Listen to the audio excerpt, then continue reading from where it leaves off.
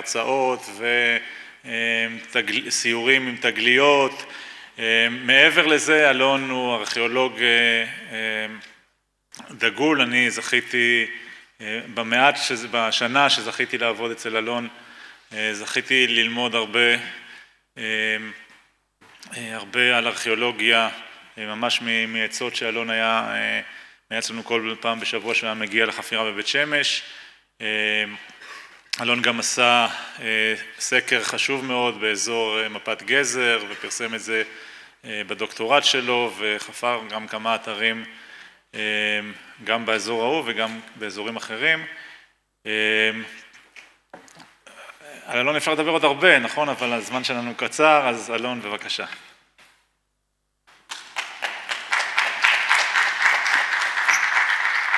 מה אני אגיד לכם, היה שווה להגיע.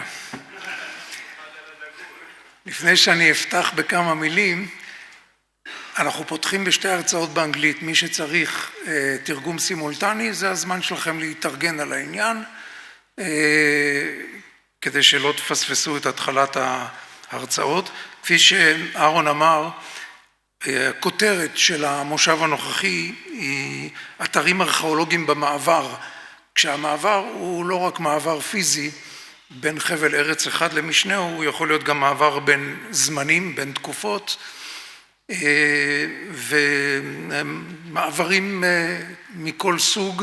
קיבצנו יחדיו את שלושת ההרצאות האלה. לפני שאני מזמין את המרצה הראשונה, אני מנצל את הבמה, אני ממש עושה פה מחטף, אבל אני רוצה לנצל את הבמה שאנחנו לקראת סיום כנס שלדעתי מאוד מאוד מוצלח של יומיים, וזו הזדמנות להודות כמובן לכל צוות הקמת ובני ואייל שמוליכים אותו, אבל בראש ובראשונה לאהרון, זה לא בגלל שהוא פרגן לי, אלא כן.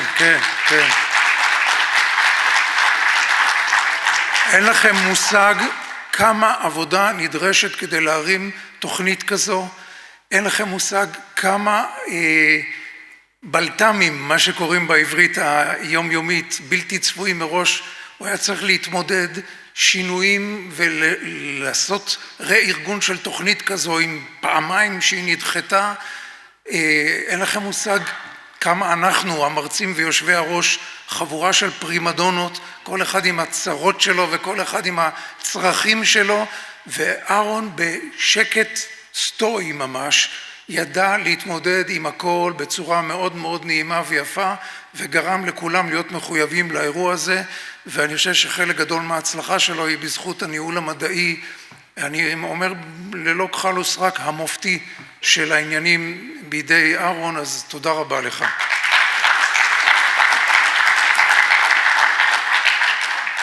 Now for work. I will start in Hebrew and then I will invite you in English, of course. אביגיל ון הוס, או אביגיל, מנהלת שותפה של חפירות שילה, כותרת הרצאתה יסודות משתנים, מגמות התיישבות ביהודה ובשומרון, במעבר בין תקופת הברונזה המאוחרת 2 לתקופת הברזל 1.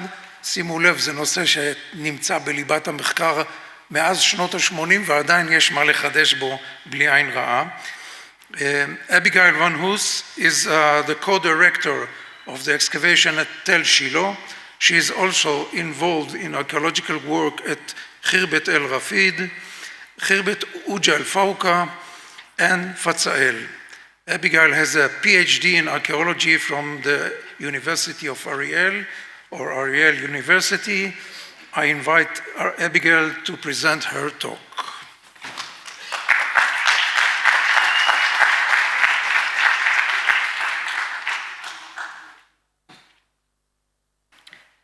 I want to thank the conference organizers. I'm honored to be here. My topic today is on the settlement dynamics in Judea and Samaria's late Bronze Age 2 to Iron Age 1 transition. And what I'll be presenting is a brief overview of the results of my dissertation studies. I wanted to take a big picture view, and so I performed a meta-analysis of known archaeological data, both published and unpublished, from the Late Bronze Age 2 and Iron Age 1, looking at that transition in the Central Hill Country. My goal was to provide a better understanding of the nature and timing of that transition. For the purposes of my research, this is the area that I defined as the Central Hill Country.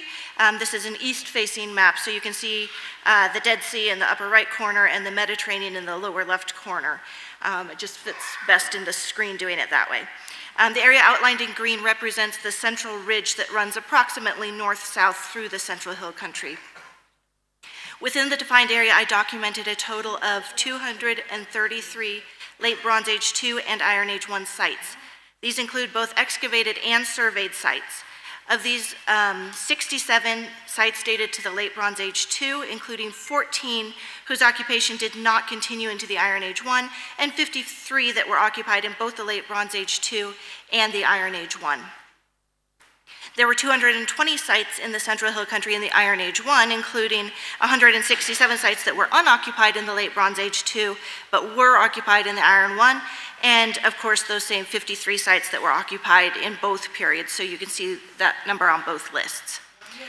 Here are those sites plotted on a map with the Late Bronze 2 sites in blue, the Iron Age 1 sites in red, and then purple shows the sites that were occupied in both periods. And that's kind of a system that I use throughout, is the blue represents Late Bronze 2, red Iron 1, and then purple is both. When I analyzed the sites and settlement patterns, here are some of the main results that I came to. I'll go over them just quickly first, and then I'll go into more depth on each of those points. First, the nature of the transition between the Late Bronze Age 2 and the Iron Age 1 is nuanced. What I mean by that is there wasn't a region-wide abandonment or a region-wide destruction event. The transition happened differently at different sites. Second, there was a shift from urbanism to small decentralized sites. Third, there was a settlement process in the Central Hill Country that began in the Late Bronze 2B and continued into the Iron Age 1A, but not into the Iron Age 1B. Fourth, there's a reverse correlation between the size of sites and the number of sites, but this correlation cannot account for all the new settlement sites, only for a small portion of this population. Fifth, there was no detectable directionality in the settlement. This is something I wanted to check because previous studies did suggest east to west and north to south directionality. So I'm going to start with the nature of the transition between the Late Bronze Age 2 and the Iron Age 1. The sites that were occupied throughout the Late Bronze 2 to Iron 1 transition are the most important here. I documented 37 sites that were occupied in both the Late Bronze 2B and the Iron Age 1A. I found that at most of these sites, 21 of them, the nature of the Late Bronze 2 to Iron Age 1 transition is unknown, primarily because we don't have that kind of detail from survey sites and sites where the excavations didn't reach to the Iron 1 or Late Bronze Age 2 levels. So we just don't have data for those sites. And those are the ones marked in purple on this map. Of the remaining sites, there was only one site that suffered fiery destruction at the end of the Late Bronze Age, and that was Beitine. It's marked in red there. There were two sites marked in orange that had markedly different architecture in the Iron Age 1 than in the Late Bronze 2, although there was no sign of violent destruction, but there was a noticeable change. There were three sites marked in yellow on the map that experienced partial change and partial continuity, and 6 sites marked in green showed marked continuity between the two periods. The 4 sites marked in blue have a different situation than the others. These sites have tombs from the Late Bronze Age 2, but no other evidence of occupation. And then the actual settled sites were occupied in the Iron Age 1, but the tombs were not in use in that period. So at these we see that there's a change in site type from cemetery to settled village or city. So here you can see those numbers in a graph, which tells us that when we're looking at the nature of the transition between the Late Bronze 2 and the Iron Age 1, there really isn't a clear-cut answer. Some of the sites, I think about half of them, you can see that there was change at the transition, but the others show continuity. So we see that the transition was very nuanced, and there's no one-size-fits-all answer to what happened. So next I'm going to look at site types, particularly the shift from urbanism to small decentralized sites. In the Late Bronze Age 2, 40.3% of the sites were what I defined as urban sites. Defining sites as urban was a bit problematic because I didn't have much data for a lot of the sites, particularly the surveyed sites. So it was really hard to determine if they were urban or not. So I had to be a bit broad with the definition and just look at what sites were large and fortified to kind of guess whether they were urban sites. So this may be a little, not quite precise. But I defined, according to my definition, 40.3% of the sites were urban, and there was noticeable clustering of sites around Shechem and Jerusalem, which were probably the main urban centers at that time in Samaria. The percentage of urban sites rose a little in the sites that continued into the Iron Age 1, showing that urban sites were most likely to survive that transition compared to other site types. So they were the most stable type of site. But the new sites that were founded in the Iron Age 1, the percentage of urban sites drops to 20.7%, while the percentage of small ruins, which was my way of defining the really small sites that we really don't know a lot about, so we don't necessarily know what site type they were, but those sites rose significantly from 19.4% in the Late Bronze Age 2 to 48.8% in the Iron Age 1. So there's a significant shift toward smaller sites and decentralization. You don't see the same clustering around the major urban centers. One of the key archaeological aspects of the Late Bronze Age 2 to Iron Age 1 transition in the Central Hill Country is the marked increase in the number of sites. This phenomenon has been well known in scholarship for quite some time, but my study helps quantify this settlement process. I documented an increase from 67 sites in the Late Bronze Age 2 to 220 sites in the Iron Age 1. Looking at the exact progression of this settlement event can help with understanding the timing of the transition from the Late Bronze Age 2 to the Iron Age 1 in the Central Hill Country. To do this, I broke the sites down into sub-periods whenever possible. And there were a lot of sites where I couldn't do this, mostly the survey sites that don't have a lot of pottery, and there just wasn't enough of the right forms to be able to determine the sub-period. So I had to work with what I had. But in the Late Bronze Age 2A, I documented 20 sites that we were able to determine were LB2A. But then you see in the second line, I have just Late Bronze Age 2. Those were the number of sites that I couldn't determine the sub-period. And then we have LB2B with 41 sites. And then you see a really low number for the Late Bronze 2 / Iron Age 1. Those are just a few sites where there are really transitional forms.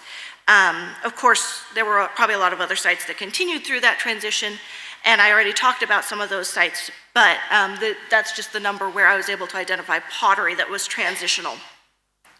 And then we see in the rows number 5 through 7, we repeat the process with the Iron Age pottery, Iron Age 1A with 59 sites, Iron Age 1B with 47 sites, and then between them, those 206 sites where I just couldn't identify a sub-period for the Iron Age 1.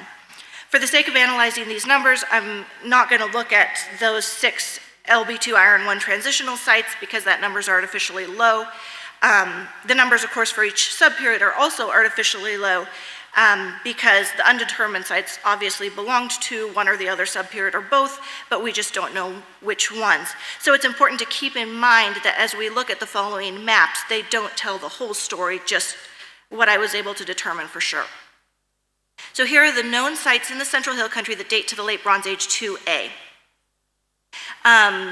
And again, I'm using my color code system where the blue dots are Late Bronze sites, and here the purple dots are those that were also occupied in the Iron Age 1, although it's not so relevant to this map. So, but these were all occupied in the Late Bronze Age 2A, and then other periods as well, possibly. And then here are all the known sites in the Central Hill Country dating to the Late Bronze 2B. So you notice that there are quite a few more sites, actually just over double the number of sites that we saw in the Late Bronze 2A. And once again, the same color coding system. Moving on to the Iron Age 1A, you'll see the color system has shifted, so now we have the red sites that were not occupied in the Late Bronze Age, and then the purple ones are ones that continued. And so we see a much more dramatic increase in sites now.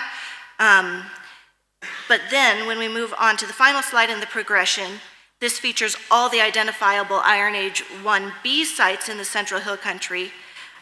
You can notice that there are still a lot of sites that continue from the Late Bronze Age, but overall the number of sites actually decreases just slightly in the Late Bronze 2B. Here's my attempt. I was playing around with numbers trying to figure out an approximation for how we could look at those sites where I couldn't identify the subperiod. So the blue line at the bottom, that's the actual number of sites that I just showed you on the maps where I did identify the subperiod. And then I tried two different ways of dividing up the other sites. The green line represents the results of dividing those undesignated sites evenly. So the Late Bronze Age 2 sites, I just divided evenly between 2A and 2B, and the Iron Age sites, I divided evenly between Iron 1A and Iron 1B before adding them to the number shown on the blue line. And then the orange line is a different way that I did it. I divided the undesignated sites at a ratio that matches that shown on the blue line. So, for example, since there are approximately twice as many Late Bronze 2B sites as there are Late Bronze 2A, those extra unidentified Late Bronze Age 2 sites were divided at something close to a 1-to-2 ratio between the subperiods. And then I did the same with the Iron Age. And of course, this is all really speculative, and until someone excavates those sites, we really won't know what subperiod they belong to. But what this does show is that regardless of how I played with the numbers and divided it, the general trend remains the same. We see an increase in the Late Bronze Age 2B, and then a dramatic increase in the Iron Age 1, and then a decrease in the Iron Age 1B. Interestingly, when I plotted site size on a similar graph, the results to some degree mirrored the graph showing the number of sites, suggesting that there is a reverse correlation between site size and number of sites. So here's that graph. You can see that the average site size was largest in the Late Bronze 2A, became somewhat smaller in the Late Bronze 2B, decreased dramatically in the Iron Age 1A, and then increased again just slightly in the Iron 1B. So you can see the two graphs side by side there. I do want to be clear that this correlation does not mean that there was an equal population shifting between fewer large sites and then more small sites.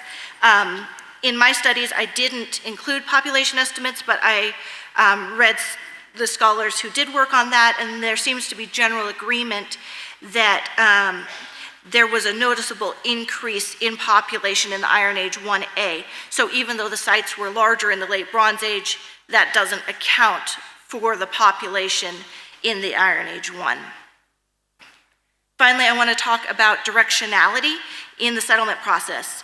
Previous studies, particularly by Adam Zertal and Israel Finkelstein, who did extensive work in this region, suggested a east to west and north to south directionality in the settlement process. Interestingly, I didn't achieve these same results in my study. I analyzed the settlement directionality probably using different data than they did, and I don't want to discount their excellent work, but I do think it's important to point out where my findings differed from theirs. As I've already discussed, I broke down my study by sub-period, Late Bronze 2A, 2B, and then Iron 1A and 1B. And again, remember, these maps only include the sites where I was able to assign a sub-period, so this isn't a complete picture, but it's as complete as I was able to achieve. I'll show you three maps that show the changes between archaeological periods. So what you see on this first one are the changes between the Late Bronze 2A and the Late Bronze 2B. Orange indicates sites, or in this case there's just one site that was abandoned at the end of the Late Bronze 2A, and blue indicates new sites in the Late Bronze 2B that didn't exist in 2A. And we can see that most of the activity is happening in the north, although there are a few new sites in the south. And with just one abandoned site, we really can't learn anything about directionality because that's just not enough data to tell us. But we see that the new sites are quite scattered, at least through the northern part of the region. So during that Late Bronze 2A to 2B transition, I don't see any indication of new settlement taking place, centered in one area other than that it's mostly in the north. Moving on, here are the known changes that took place between the Late Bronze 2B and the Iron Age 1A. Again, orange indicates abandoned sites, this time being abandoned at the end of the Late Bronze 2B, and blue indicates new sites that were founded in the Iron Age 1A. And once again, I don't see any particular directionality. New sites are appearing in both the east and the west, although maybe a little bit more on the eastern slopes than the western slopes. But one notable difference is that in the previous map, we saw a bit of new settlement in the south. Here, there's no new settlement in the southern end of the area, and we have just one site disappearing down in the southern end. However, I think it's important to remember that these maps aren't showing the whole picture. There were sites in the south, just not change going on so much in the south. And because of that, I don't think that this is like showing abandonment of the south and northward movement. I think that would be incorrect. I think that there's just more, well, certainly more new settlement in the north. And then here is that last phase, the transition from the Iron 1A to the Iron 1B. And again, we see all the activity is confined to the northern end of the Central Hill Country. But again, remember, there still are sites in the south, so this isn't showing northward movement, just more change in the north than in the south. And once again, there's no apparent east to west directionality, with both abandoned sites and new sites being scattered fairly evenly across the northern Central Hill Country. In conclusion, my study of the Late Bronze 2 to Iron Age 1 transition in the Central Hill Country of Israel has hopefully shed new light on this interesting topic. I've examined a broader view of the Central Hill Country than has previously been done, and my research, I think, supports some of the previous research, such as the settlement event and the shift from urbanism to small decentralized sites. It also expands on some previous research. For example, although the Iron Age 1 settlement is well known, I think it was not previously understood that the settlement began as early as the Late Bronze 2B.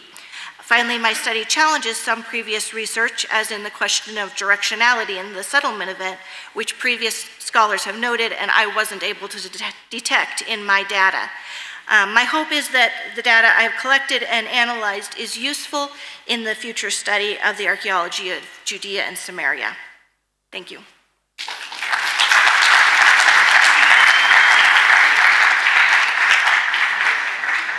Any questions?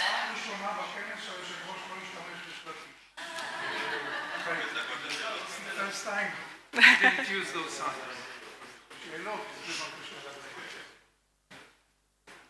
Thank you, Doctor. So I was surprised to see that we have cemeteries at the Iron 1. Can you show on the map or tell us the names of those places, 5.5%? I don't have that data with me right now. If you send me an email, I can send it to you. Mm-hmm.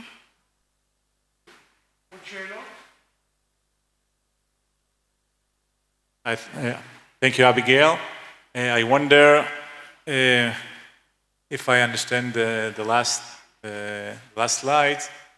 You showed that there is a lot of change going on in Samaria, in the northern areas, and like stability in the south.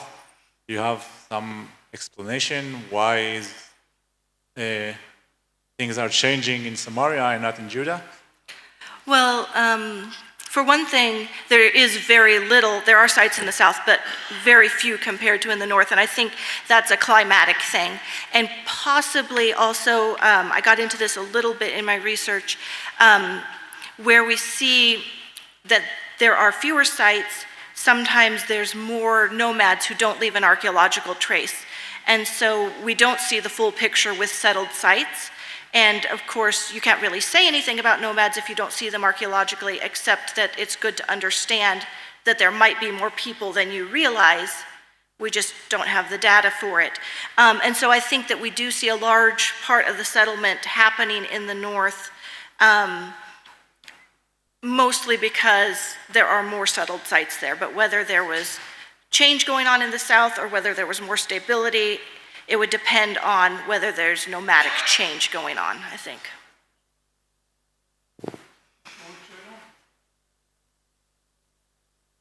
Thank you, Doctor.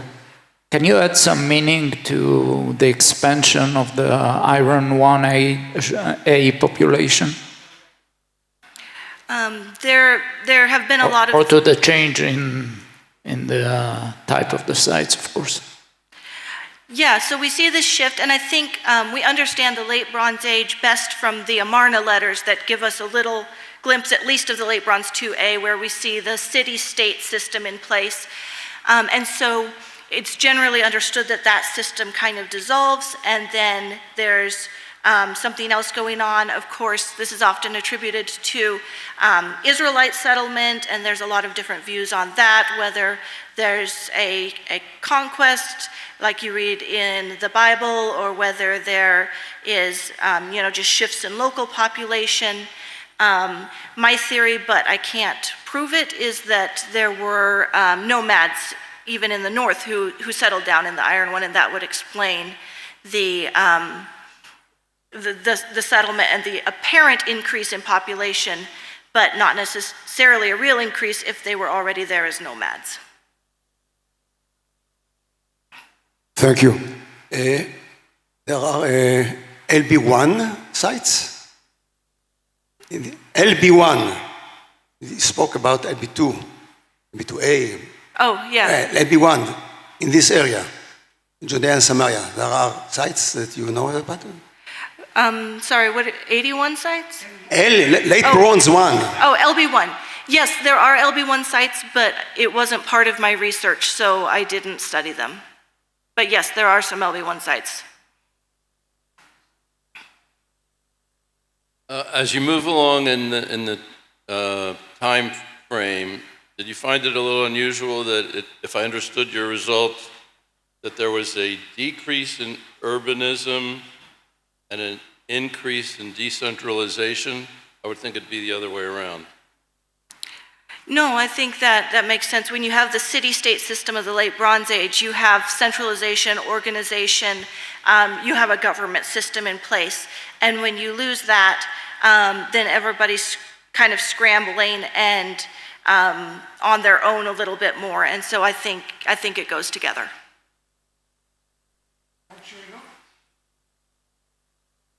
Thank you so much.